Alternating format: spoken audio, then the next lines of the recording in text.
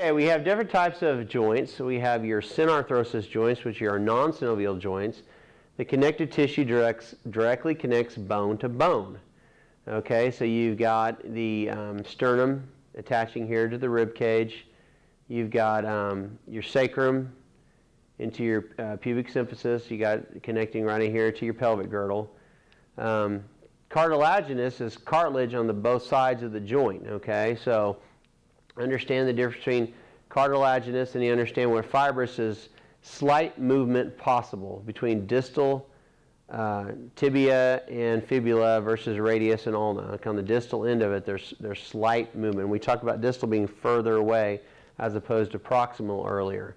So be familiar with synarthrosis, which is your non-synovial, which is the connective tissue directly connects bone to bone. Diarthrosis is your synovial fluid joints, and the bony ends are free to move in relation to each other. And they are grouped into three categories. We got uniaxial, biaxial, and triaxial. Okay? First example, uniaxial is motion in one plane or one axis. An example would be a hinge joint, which involves two articular surfaces that restrict movement largely to one axis. So like your example would be your elbow joint or your knee joint. Okay, you got a hinge joint. It's restricted to basically flexion and extension of the joint. And they have strong collateral ligaments, okay, which is going to be the lateral portion on either side of that joint. And so we talked about flexion and extension, same thing with the knee. You're not really supposed to pivot and do things like that. This, what you see right here, is pronation and supination. This has to do with the ulna and the radius. This has nothing to do with the actual elbow joint moving here. They still, the origin of the ulna and the radius do not change. They do not pivot like this. Okay, so that's why we stay with a hinge joint as an example there. Uniaxial, once again, on a pivot joint. We already talked about that. That was the elbow example I just gave. Okay, biaxial is motion in two planes or two axes. Okay, so on the wrist, for example, we've got flexion and extension. Okay, but we have lateral flexion and extension, but we don't have rotation of the wrist. That doesn't happen. So there's only two motions, two planes of motion, two axes, and just right here it says wrist extension and flexion, okay, in the frontal, and then abduction and adduction, which is going to be waving back and forth. So we got this flexion, extension, abduction, adduction, okay.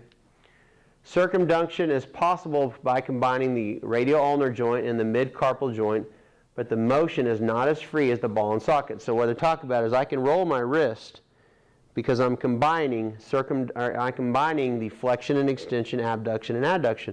But once again, I'm still not twisting the wrist. I cannot actually do like a ball and socket like I could with my shoulder, where I could do this, and it actually rotates inside the ball and socket, which brings up our triaxial. Okay, the intertarsal joints in the foot and wrist would be an example, because you can actually rotate them. These joints are formed by the proximity of two relatively flat surfaces. This allows gliding to occur. So you have motion on, motion in three planes, three axes, okay? Major joints of the body. So here you got some more examples of your different types of joints. You got your hand joint, which is your synovial type joint. Thumb, also a synovial joint.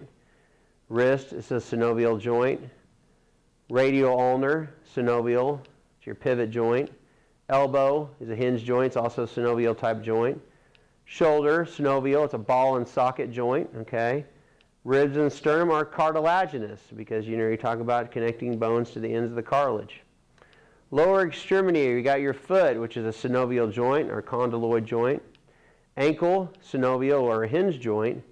And your tibia and fibula, which are fibrous, okay? Then you have what's going to be in your shins. Your knee is going to be your modified hinge, they're calling that, and it's also a synovial joint.